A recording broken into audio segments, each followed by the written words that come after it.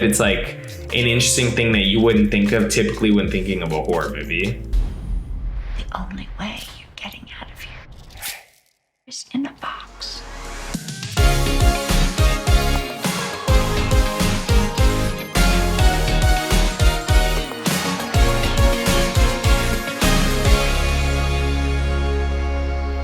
Drive-by movies here. You're watching Fresh Releases. My name is Blaze.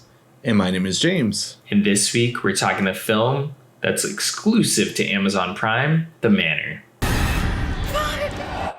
When you open them again, whatever you saw or heard will be gone.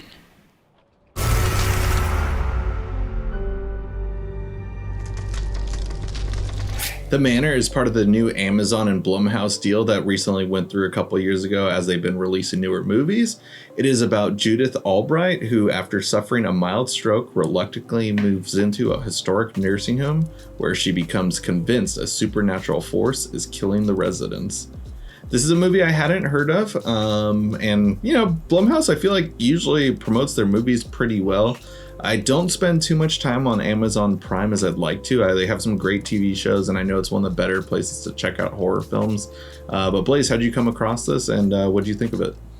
So I think we all know that Blumhouse is kind of like prolific when it comes to they're kind of prolific when it comes to just shitting out horror movies on streaming services. Mm-hmm. They've had deals in the past with Hulu, and they produced a bunch of films that went straight to Hulu under the Into the Dark series. They weren't really related, but that's just kind of what they were called. And now they're doing that essentially on Amazon Prime, and I think it's going extremely unnoticed. So I did feel like we should check out one of them. This is one of the ones that I saw that had the highest reviews, so I felt like this is probably the one we should check out, as opposed to like one that has clearly the worst reviews. I think that's probably more along the lines of our show Direct to Dumpster. So I felt like if we're gonna watch one of these movies, kind of shed some light on it, see if, you know, these Blumhouse movies on Amazon Prime are worth watching, we should check out The Manor. So we did it. What'd you think of this film? Overall, I actually kind of enjoyed it. It's a really short, which I loved. We're the people that love the 80-minute, 90-minute runtime, but it still feels a little long, though. This easily could have been like a 1-hour TV show special. I feel like at this point, if Blumhouse is going to keep promoting or busting out all these movies that nobody's checking out, I think it would serve them better to release it as a TV show, as if it's like the new Tales from the Crypt or something like that, or new Outer Limits or Twilight Zone, where they're just busting out these new like 1-hour episode specials. That way, you know, we have something to look forward to, new season coming out, like promotion on itself. But when it's a movie, like, you know, it kind of just comes and goes, and that's what I feel like all these movies are. When I looked up all the movies that they released, it looks like they've released 5 in 2020, and then they released 5 last year in 2021, and apparently this is the last one. Like, I'm sure there's more coming out, but just the fact that like they were doing this for like 2 years and I just went completely unnoticed kind of bums me out. But I really like the story. It's a fun concept.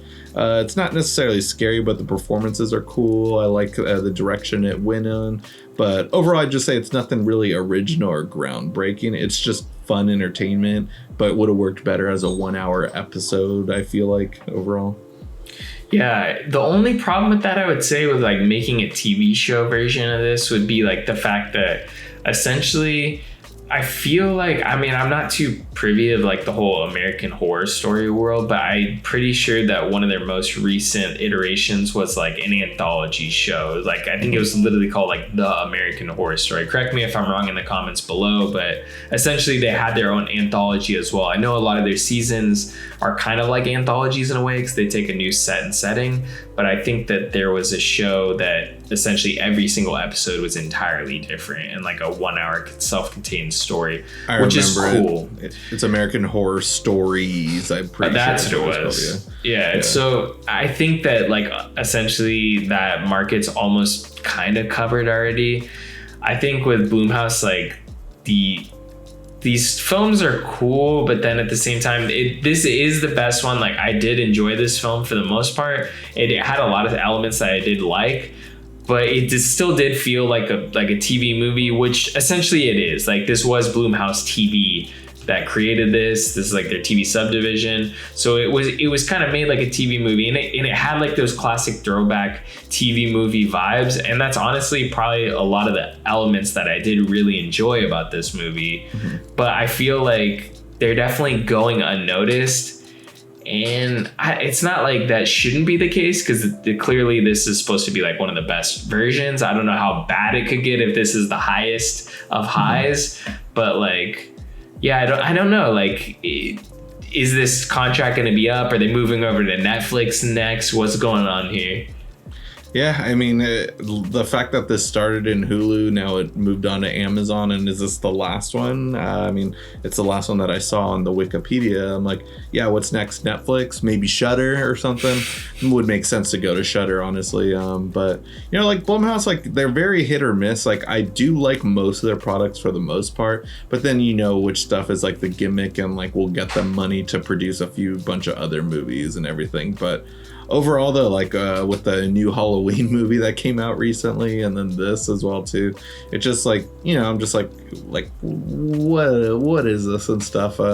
I guess like this is like a little predictable at times too. I guess that's like one of the faults with it too. Like I kind of like saw everything coming along over time. Maybe it's meant to be that way, but I just thought it was a little too easy. Like I wish it kept me guessing a little bit more.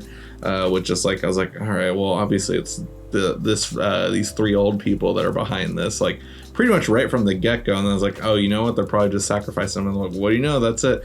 And I did like the overall, like the final ending though of them asking them to join.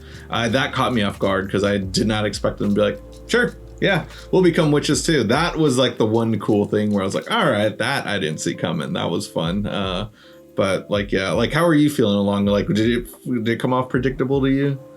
Yeah, I think it's pretty predictable for the most part, but that didn't bother me. I think the one thing that wasn't really predictable for me was the ending, and that was the part that I loved the most. Was like just this Twilight Zone-esque ending is fun. Like I think that was just such a fun ending to have, because they have that scene goes on for a while and you know where it's going, but then you're like, are they gonna do it?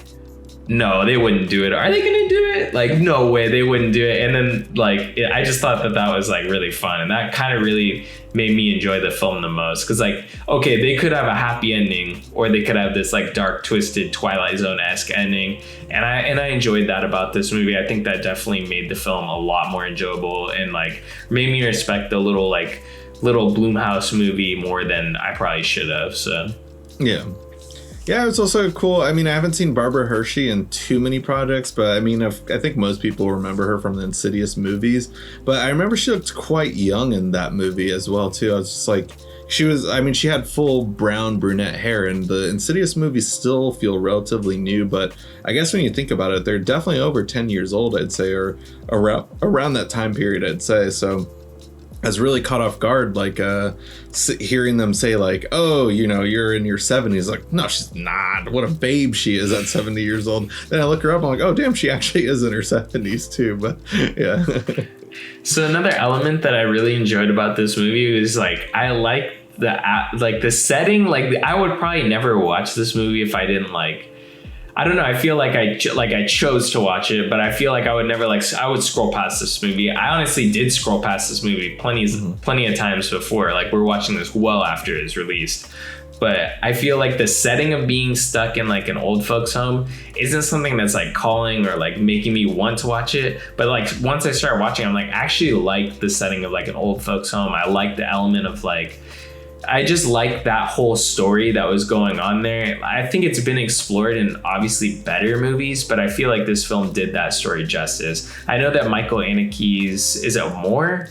What was the movie that he did like that went to the Oscars maybe like 5 to 7 years ago? But he had this twisted like old person movie. It wasn't stuck in an old folks home, but it kind of dealt with some of the similar themes that this film does. But essentially, yeah, that movie was twisted. I feel like this film kind of touched on similar themes, and like it's not like, I wouldn't say it's the most fun ride, but it's like an interesting thing that you wouldn't think of typically when thinking of a horror movie.